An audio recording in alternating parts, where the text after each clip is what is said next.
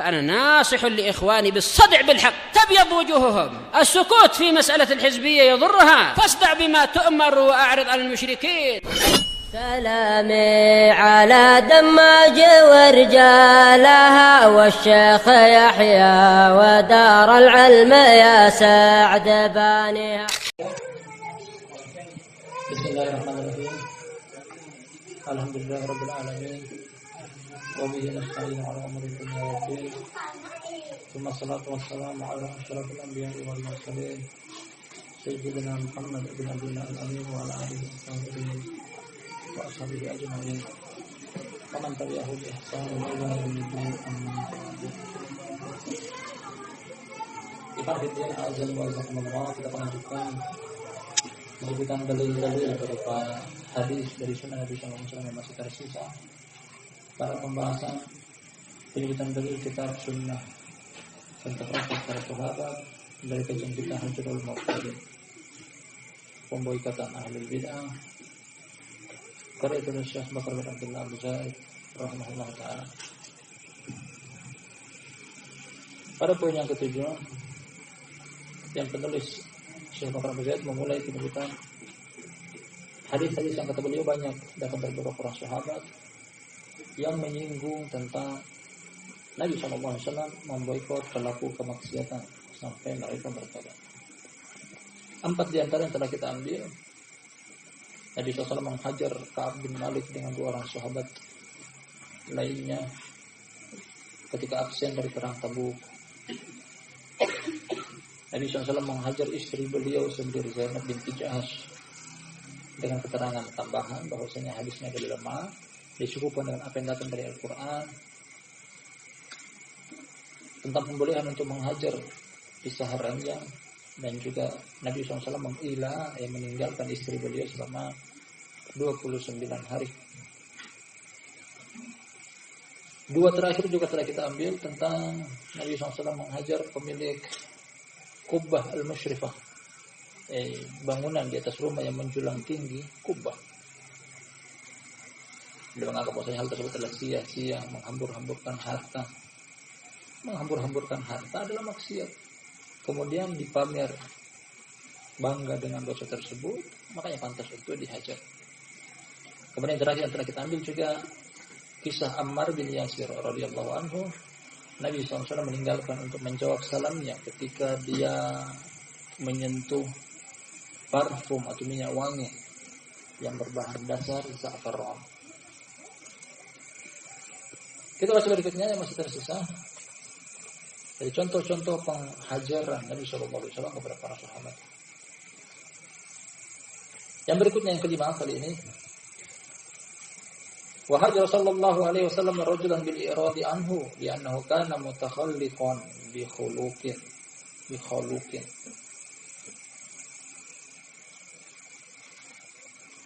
Nabi SAW beliau pernah menghajar seseorang dengan bentuk berpaling. Jadi bervariasi apa yang penulis bawakan. Contoh-contoh, terkadang beliau menghajar dengan cara tidak memberi salam, tidak menjawab salam. Terkadang beliau meninggalkan sama sekali, tidak didekati. Kalau yang ini berpaling, ketemu di jalan berpapasan, memalingkan muka. Tergantung dari maksiat pelaku tersebut.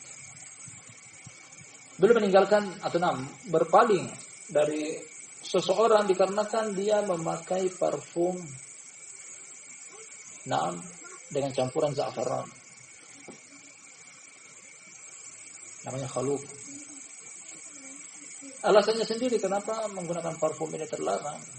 Karena parfum ini berbahan dasar za'faran dan datang larangan dari Anas bin Malik radhiyallahu anhu. Karena Nabi sallallahu alaihi wasallam naha an za'faran. Atau karena Nabi sallallahu alaihi wasallam yanha ayataza'far ar-rajul.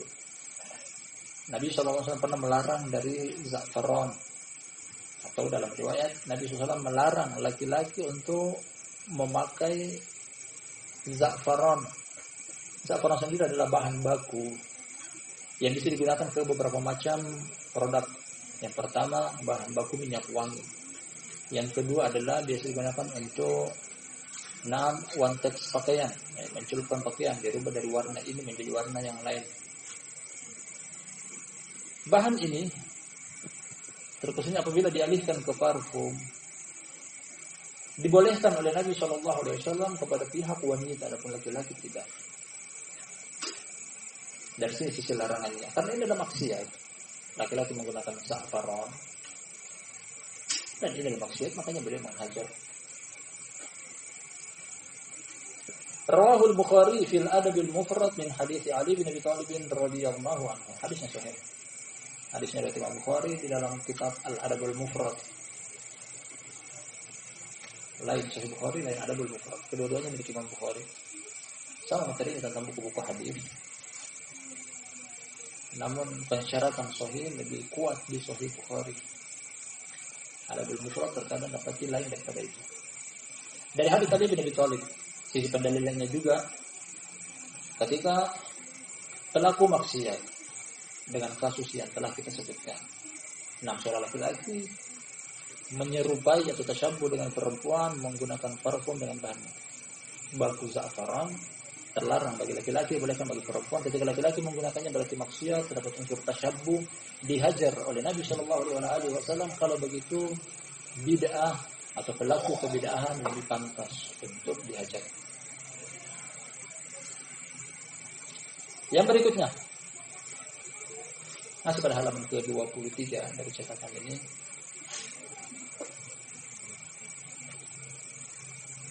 Atau ada lanjutannya kita baca. Wa hajara Nabi sallallahu alaihi wasallam rajulan ra'a fi yadihi khataman min dhahabin hatta tarahu. Wa kana hajruhu lahu bil iradi anhu.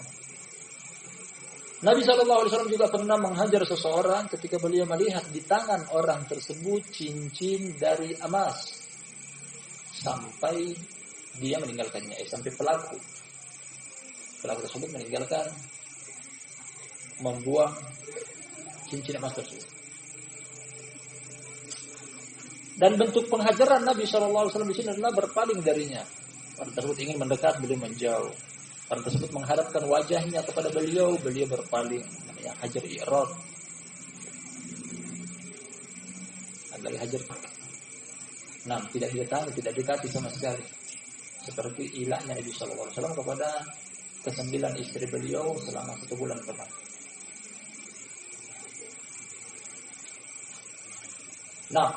Cincin emas bagi laki-laki terlarang. Dibolehkan bagi perempuan.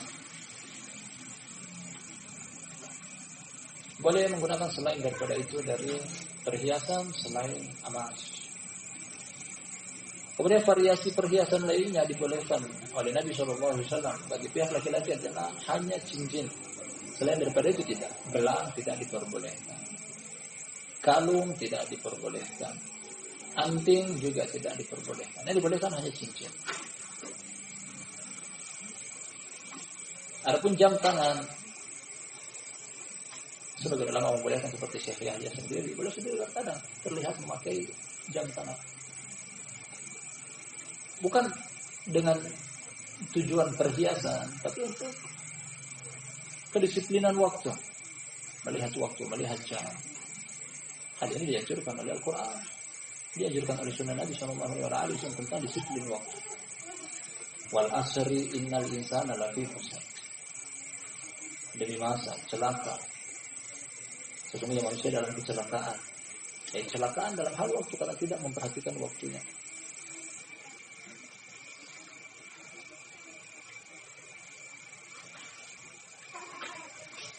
Rawahu Ahmad wal Bukhari fil Adabil Mufrad min hadits Abdullah bin Amr bin As radhiyallahu anhu. Wa nahwihi min hadits Abi Sa'id Al-Khudri radhiyallahu anhu. Rawahu An-Nasa'i wal Bukhari fil Adabil Mufrad. Kisah yang barusan kita baca dibawakan oleh penulis, redaksinya adalah dari Imam Ahmad dalam Musnad, Imam Bukhari dalam Adabul Mufrad dari Abdullah bin Amr bin As. Datang juga dari Abu Sa'id Al-Khudri radhiyallahu anhu, hadis yang sama, sahabat hadis yang beda, dari Imam Nasa'i dan Bukhari. Ini kisah yang ke-6, ke-7, ke-6. 6. Kisah yang ke-6, Nabi SAW menghajar seorang laki-laki yang menggunakan cincin berbahan baku emas.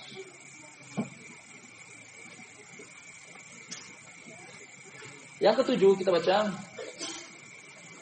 Wa hajara an-nabiy sallallahu alaihi wasallam rajulan bi tarki raddis salami alaihi wa dhalika li anna alaihi thawbaini ahmaraini. Rawahu Abu Dawud wa Tirmidzi wal Hakim wa sahahahu wa wafaqahu at-Tahawi. Nabi sallallahu alaihi wasallam menghajar atau memboikot seseorang. Pemboikotannya di sini dengan metode tark, meninggalkan, dicuekin, disepelekan, tidak digubris. Namanya hajar tark. Nah, beliau meninggalkan untuk menjawab salam orang tersebut. Alasannya karena dia mengenakan 2 lembar pakaian berwarna merah. Pada keterangan di awal, kisahnya tentang rajul, seseorang laki-laki. Alasannya karena pakai baju warna merah. Nah, hukumnya terlarang laki-laki memakai pakaian berwarna merah. Ada larangan. Sebagian mereka mengatakan hukumnya makruh, sebagian lagi syadid sampai tingkatan haram. Nah, zahir haram. Dikarenakan sesuatu yang dihajar oleh Nabi Shallallahu Alaihi Wasallam adalah perkara yang berat. Di dalamnya terdapat tasyabuh dengan perempuan. Karena perempuan hukumnya boleh menggunakan pakaian berwarna merah. Di sini maknanya merah atau yang menyerupai warna merah dengan warna dasar mencolok, menyala, memukau. Redaksi hadisnya riwayat Imam Abu Dawud, Tirmidzi dan Hakim. Yang Hakim mensahihkannya dan Imam Zahabi menyetujui pensahihan hadis dari Imam Al-Hakim. Ini 7 contoh yang penulis bawakan kepada kita. Rata-rata hadis yang penulis bawakan adalah sahih, sebagian hasan, adalah satu dhaif, namun telah kita gantikan posisi yang dhaif tersebut dari Al-Qur'anul Karim pada 2 tempat. Kisah Nabi SAW mengilah istri beliau, kemudian pembolehan Al-Qur'anul Karim dari surat An-Nisa untuk hajar dengan bentuk pisah ranjang suami kepada istrinya.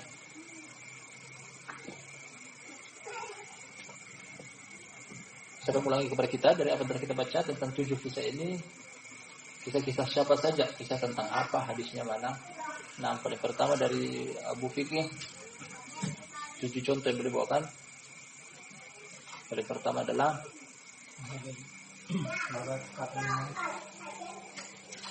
dan 2 orang sahabatnya. Pada kisah apa? Nah, absen mereka dari perang Tabuk. Masih lanjutkan Abu Fikih. Dihajar selama berapa malam? 50 hari 50 malam. Sampai turun tobat dari Allah dalam surat At-Taubah. Abu Urwah yang kedua. Nah, menghajar Zainab istri Nabi selama berapa lama?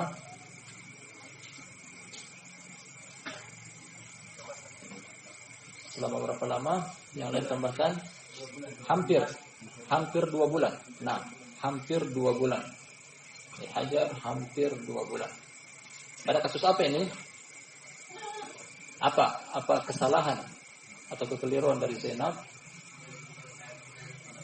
Nah, tidak meminjamkan kendaraannya kepada Sofia.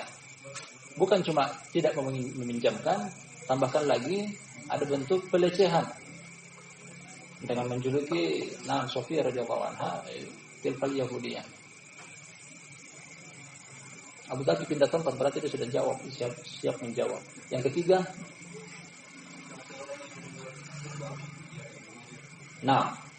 membuat kubah di atas rumahnya, menghambur-hamburkan harta, berlebih-lebihan, menyombongkan diri kepada orang lain, mengatakan bahwasanya dia lebih daripada yang lainnya.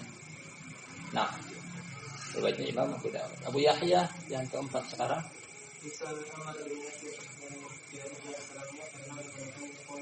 Minyak wangi yang berbahan baku za'faran terlarang bagi laki-laki, dibolehkan bagi perempuan.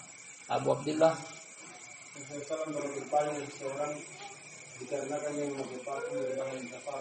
berbahan za'faran, riwayat Imam Bukhari. Ini bentuk hajarnya hajar i'rad, berpaling. Abu Umar Shagir.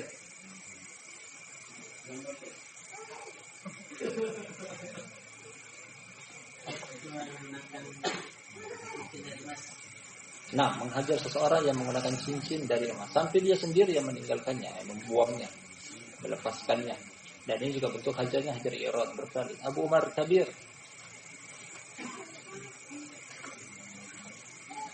Yang ke berapa sekarang? Ke-6 atau ke-7? Oh, yang berikutnya belum jawab. Poyowa yang lain bantu. Abu Mustanir.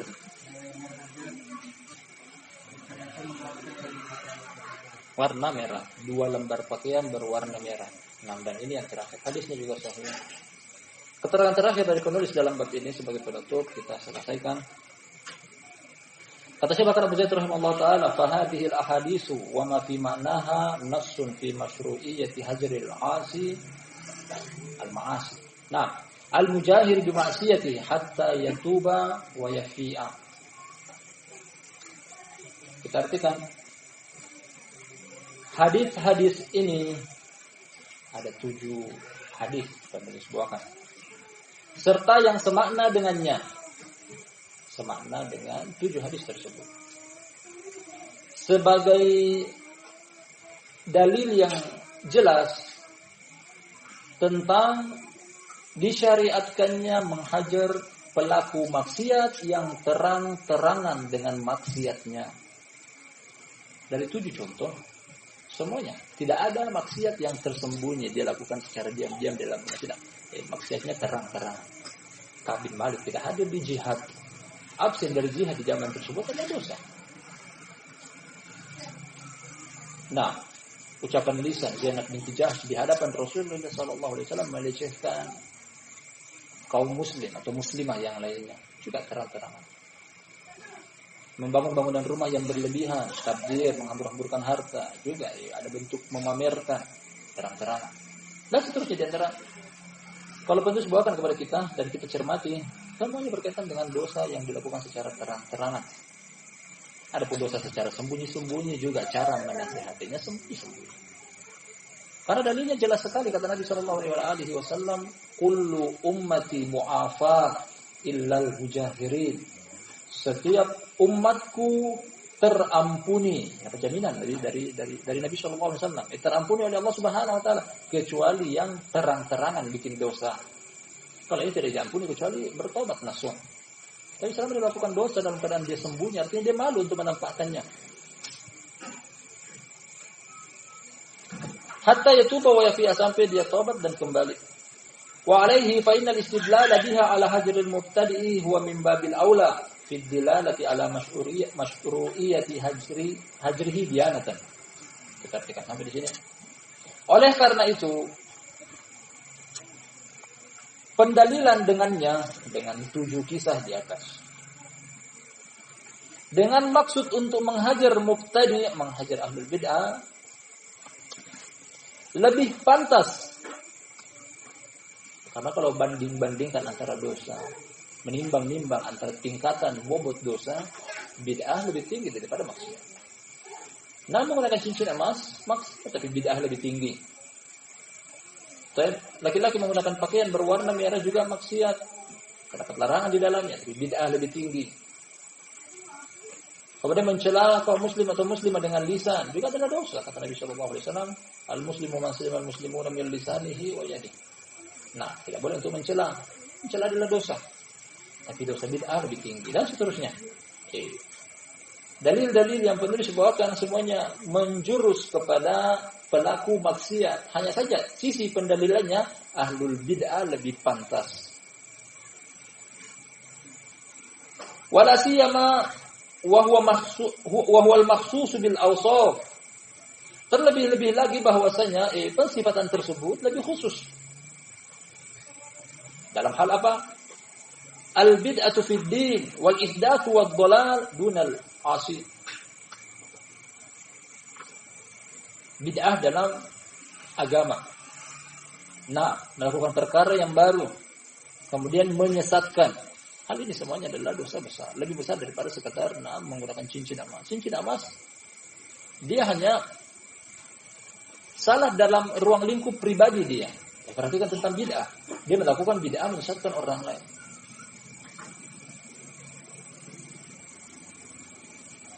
Kemudian maksiat. Secara umum maksiat berasal dari syahwat. Sedangkan bid'ah berasal dari syubhat. Arti maksiat secara umum berasal dari syahwat, bid'ah berasal dari syubhat. Berasal dari syahwat artinya dia melakukan hal tersebut dalam keadaan dia tahu, dia sadar, hanya saja hawa nafsunya yang menggiring dia untuk terjerumus. Sedangkan syubhat dia meyakini itu benar. Makanya dia lebih parah. Dia meyakini benar. Kemudian dia mendakwakan hal tersebut.